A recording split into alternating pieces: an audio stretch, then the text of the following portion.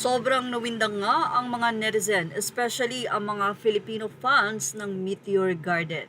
Nakakalungkot na nabawasan na nga ang nasabing original cast ng Taiwanese drama na Meteor Garden, kung saan ay 23 years ago, sobrang pinanood at sinuportahan ang nasabing Korean serye na ito na isa sa minahal na karakter ay ang love story ni na Biksu, Sanchai, Washule, Dao Mingsu, Jerry Yan at Barbie Su. Siyempre, hindi magkukumpleto ang nasabi nga pong cast kung wala si Simen at itong si Mitsuo.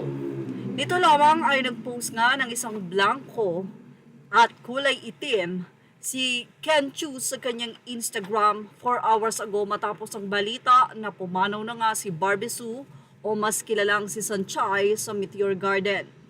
Ayon sa kapatid ni Barbie Su, pumanaw ang kanyang kapatid dahil sa pneumonia na kung saan ay tila nahawa nga ito matapos na magbakasyon ang kanilang pamilya sa Japan. Kinumpirma sa agent ng nasabing aktres na pumanaw na nga sa edad na 48 si Sanchai.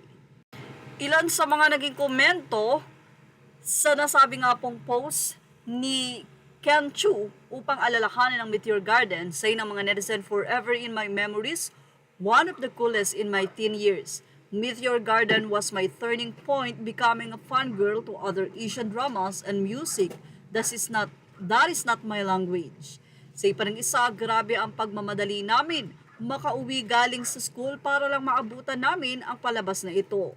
Kailangan intro song pa lang, nakaharap ka na sa TV." Nako, magkakamukha nga ng nasabing mga experience nila ang netizen, especially the Filipino people, na kung aking natatandaan, 3 o alas 3:30 ng hapon, ipinapalabas sa ABS-CBN ang Meteor Garden na talaga namang halos buong mundo o buong Pilipinas ay ito ang tinututukan tuwing darating ang alas 3 ng hapon.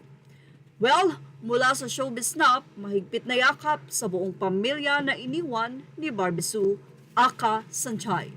Yan ang ating Showbiz Snap update. Thank you for watching. Please like, share, and subscribe.